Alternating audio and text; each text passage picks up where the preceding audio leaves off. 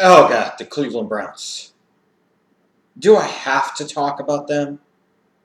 Do you want me to talk about them? I'll sum up 2015 like this. They sucked. They were the Cleveland Browns. A thank you. Goodbye. Nah. I'll, in the interest of fairness, give them a full video like I'll give all the other teams, even though it doesn't really matter.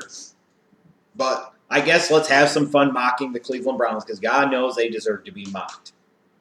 What a surprise. This team stunk this year. 3-13. Last in the AFC North. They couldn't even get it right when it came to sucking because they only ended up with the number 2 overall pick. I mean, at least they went bad. They got most of the way there. But even then, they still couldn't find a way to get the number 1 overall pick. If that ain't the Cleveland Browns, I don't know what the hell is. This team is a shit stain on the National Football League. They are the worst organization, bar none, in all of the league. They should be called the Cleveland Skid Marks because they are a skid mark on the city of Cleveland. They are a skid mark to that poor, tortured soul fan base, and they are a skid mark to the North American sporting landscape, and most especially of all, the National Football League. What a disgrace and what a fucking joke. Now, you would sit there and say, this organization stinks, they're terrible, they live up to the name Browns because that's all they are. They're the Browns that you leave in your toilet seat. So nothing could have went well. That's not entirely true. They had some things go okay for them. You know, Gary Barnidge had a really, really good year. I mean, here's a guy that had been a journeyman for years, and he comes to the Cleveland Browns. You have no real expectations, and he ends up being one of the best tight ends in the league all year long, going over 1,000 yards. You know, a really, really nice season for a former journeyman like a Gary Barnidge. That's a good thing. And Travis Benjamin, you know, almost had a 1,000-yard season. So they finally got something out of wide receiver position. But what do you know? Not bad. I mean, heading into 2016, you've got something at tight end and you've got something at wide receiver. Those are two things that they didn't have heading into the 2015 season, it looked like, because they had let Jordan Cameron go, and they didn't bother to address the wide receiver position in the draft because of the Cleveland Browns. What else is positive, though, about this season is based off of the way things broke down. Now a new regime can sit there and have an excuse to get rid of fucking Johnny Football and be done with him. It's the best thing that could happen with him. The guy is clearly addicted to stupidity. It's best to move on. There's no more doubt. There's no more wonder. There's no more what ifs. You know the guy doesn't have it for you. You know the guy isn't right for you. You know it's time to move on. If anything, above all else, that combined with the fact it gave this organization that does it every 2 years anyways an excuse to get rid of Ray Farmer and Mike Pettin, you know, then I'm all for it. And the fact is they still got the number two overall pick, which means in theory, even though they're the Cleveland Browns and they'll find a way to fuck it up, is the fact that they could potentially get themselves a big-time impact player in this 2016 NFL Draft. Assuming they don't fuck it up. Oh, what an assumption that is. When you assume anything positive about the Cleveland Browns, they do better than anybody else of taking that assumption and just making an ass out of you and me, period. I mean, you can sit there and say, well, they did it again. They fired a general manager and a coach after 2 years again. That's not what good organizations do. Well, you're absolutely right. The problem is they hire bad people to begin with. There's a bad organizational infrastructure with horrendous leadership at the top that is too busy scamming truckers out of millions and billions, actually, to sit there and know how to run a goddamn football team. But the fact is Ray Farmer stunk at his job. Mike Pettin, I don't think, was very good at his job. And it was time to move on and start over again. But now we go to what didn't go well. Well, they were the Cleveland Browns, so, of course, these skid marks didn't do a lot of things right. Offensively, they were 25th in the league in total yards. They were 30th in points scored. So you had an offense that lacked firepower and lacked the ability to consistently put points on the board. They would occasionally have that outlier of putting up 30 points, and the next game they put up 3 or 6. Defensively, they stunk to high hell, too. You know, you had a defensive-minded head coach like a Mike Pettin, and your defense still stinks. 27th in the league in yards allowed. 30th in rushing yards allowed, 29th in points allowed, tied for 27th in sacks. So let's take a look at this. They can't stop the run and they can't rush the passer. Not a good formula for fucking success.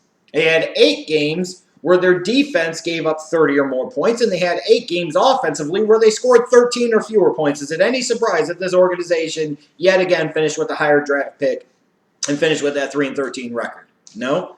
You also found out once and for all that 2014 draft class with their 2 first-round picks was a complete waste. Justin Gilbert's a bum. Johnny Manziel's a fucking moron. 2 wasted picks for an organization that has had far too many wasted first-round picks throughout their history.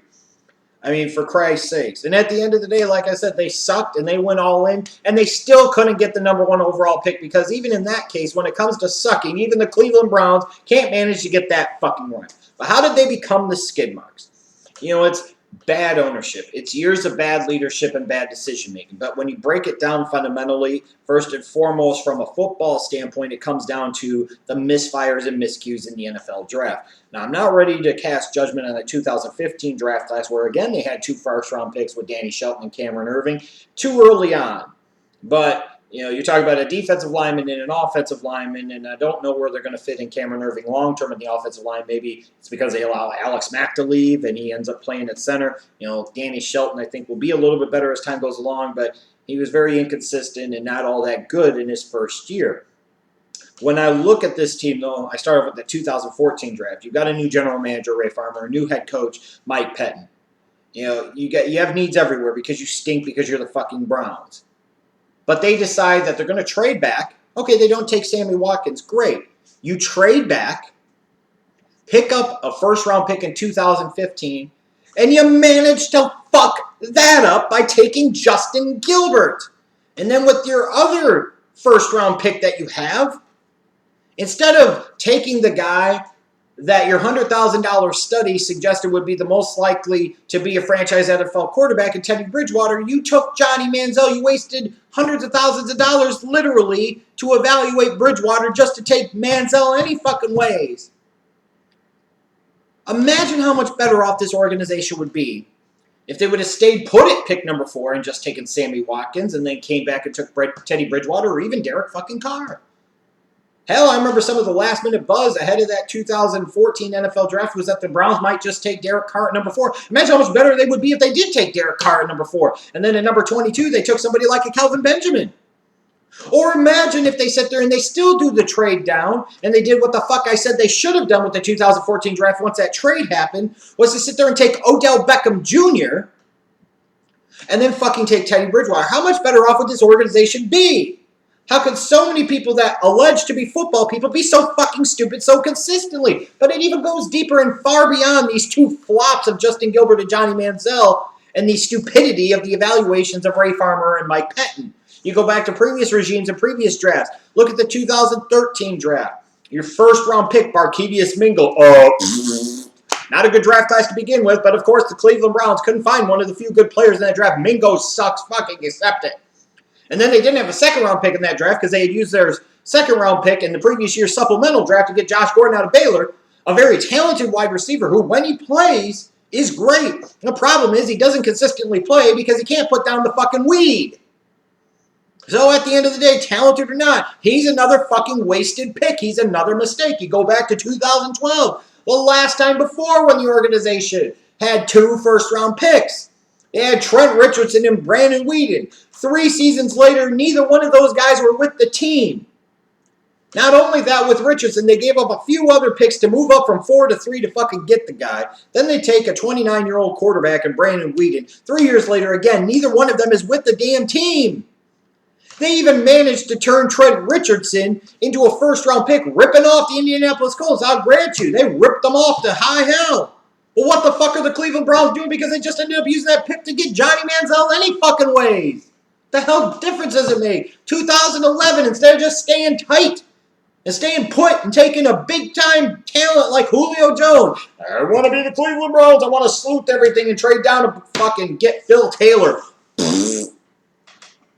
It's these failures in the draft, these new coaches and general managers every year or two, multiple first-round pick quarterbacks that have failed, going back to Brady Quinn. And then when you do take the guys, not doing anything to support them, not doing anything to make sure the proper infrastructure is in place to where you do everything you possibly can to help these guys fucking succeed. It's terrible.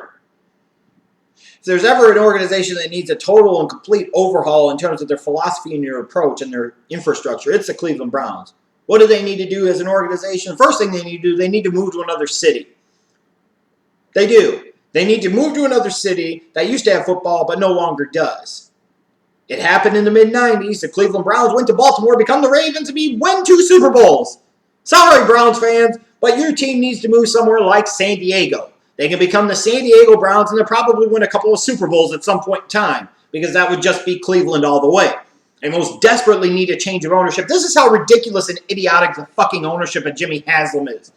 When it comes to their head coaching search, the people involved are going to be Jimmy Haslam, his wife, his fucking newly promoted from within, I believe, vice president, a player person. Who the fuck cares? And some firm. So this is what they're going to do. They've given this one guy, whatever the fuck his name is, because it doesn't matter, because he's going to be a bum too, complete and total control over the 53-man roster. These nincompoops, who are not football people, are going to sit there and hire a head coach, and then hire a general manager who does not have the ability to actually have any input over hiring the head coach, so you're immediately undermining the general manager. On top of that, you're not even giving the general manager full complete control over the 53-man roster. Who the fuck would want to go to this organization as a GM? Who the fuck would want to go to this organization as a goddamn head coach?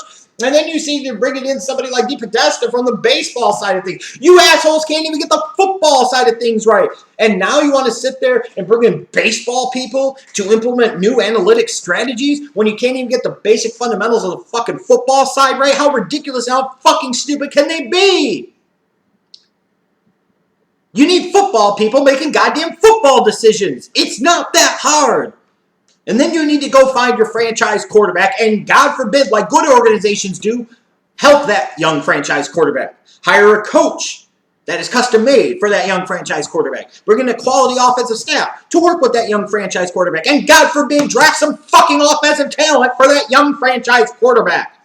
This organization is so bad and so lacking in talent that it's going to take 3 or 4 quality drafts in a row for it to even really make a dent or a difference. That's how shitty the skin marks fucking are. They need to move on from Justin Gilbert, cut his ass. You need to cut Johnny Manziel. You need to let Josh Gordon go. There has to be some type of culture change in the Browns organization and say, this is about football, and we are here to win football games and forget all the other bullshit. Justin Gilbert, you don't want to fucking play. Get your overrated ass the fuck out of here. We'll eat the salary. It doesn't matter. Johnny Manziel, goodbye, see you. You could go dress up in blonde wigs and fake tits somewhere else. We ain't having it. Josh Gordon, you want to go smoke weed? That's great. Do it on your own fucking time. Because we ain't putting up with it anymore. I think what Browns need to do, they need to send a message, and a very strong message, that the ways of the past are no longer going to play out. They're no longer going to be acceptable. They also need to explore the thought of trading Joe Thomas. They almost traded him at the trade deadline. If you could get somebody to give you even a late first-round pick for Joe Thomas, Joe Thomas has been the best Cleveland Browns since they've come back into the organization, or come back into the league in 1999. But you've had him there for almost a decade. If there was ever a time to move him, it's going to be now, because if he gets much older, you're going to get a diminishing return to the point where it doesn't make any sense to trade him. If you're not winning with him, then the worst-case scenario, you're not going to win without him anyways. Maybe with what you could get for a guy like Joe Thomas, clear out some of that salary cap space, get some draft pick currency, maybe someday you could win without him. Not saying it has to happen, because it's got to be right. But if the Browns can get it right and they can get the right package, then they need to really seriously explore trading Joe Thomas. Because at some point in time, you got to do it for the sake of Joe Thomas and his career, and you got to do it for the sake of your organization long-term as well. In terms of the draft, what does this team need? Number one, they got to find that quarterback. That's got to be it. It's got to be. There'd be a lot of talk about Paxton Lynch. Jared Goff is a safer option. Jared Goff is probably the way the Cleveland Browns need to go with the second overall pick. Of course, we're not factoring in the dipshit factor, so they'll probably take somebody like Joey Bosa, even though they're not sure what defensive scheme they're going to run. They'll be like, this kid played college football at Columbus. He'll come to the Cleveland Browns and be a star and be awesome. Could Joey Bosa play fucking quarterback? No, this is a draft where you actually have a quarterback or two that is worth taking with that high pick. You need to fucking take them because you're either a team with a quarterback or a team without a quarterback. And as the Browns have learned throughout their 17-plus years, being back, 17 seasons, whatever, being back in the fucking league, if you don't have a quarterback, you have nothing. Nothing! That's the number one need. They have to get it. Then they need some help at wide receiver. I don't see how you can bring Josh Gordon into the fold. Why? You can't count on him. You need to move on from him. You've got Travis Benjamin. He's not a number one guy. He's a nice weapon. He's a guy you could deploy in different places. But they need a legit number one, a legit number two, and then you've got Travis Benjamin. That's a nice receiving core. They must address wide receiver multiple times in this draft to make up for the failures and the stupidity of Farmer over the past couple of drafts not addressing that position. How ridiculous and how fucking stupid can this organization possibly be? Well, they continue to defy the odds and exceed expectations. You know, when I look at the running back position, this is a team that should have been able to run the football better than they have been. I think Duke Johnson needs to carry the ball more in 2016, but of course, they're the fucking Browns, so they'll probably just try to make them the AFC version of Theo Riddick. And if you're going to do that, Isaiah Crowell is not going to be a bell cow back for you. The Browns need a bell cow back in a big-time bad way. They don't need to be going after the guys like fucking Ben Tace. They need to draft a powerhouse back, and they need a guy that can create a physical identity for that offense. In terms of the defensive side of the ball, they need help every fucking where. You know what? They need help every fucking where. Outside of having to get a quarterback and getting some type of help at wide receiver and building around that young quarterback, does it really fucking matter? They need help everywhere. Their secondary stinks. Their linebacking core stinks. Their defensive line stinks. Their offensive line is solid, but probably going to lose Alex Mack. Will take a step down for sure with a Cameron Irving taking over for him. They've got Gary Barnidge, who knows what he'll do next year. They've got Travis Benjamin. They've got a lot of nothing otherwise. They just need to hit. They need to find that franchise quarterback in this draft and build around him. The only focus, the only priority for this Browns organization. But like I said, when you're involving search firms into your head coaching search to hire a head coach, to then hire a general manager who will not have been able to actually pick his own head coach, and then furthermore won't even have autonomy over the 53-man roster, and now you're bringing in baseball people to help bring it analytical philosophy. It doesn't fucking matter. These Browns are still going to continue to suck.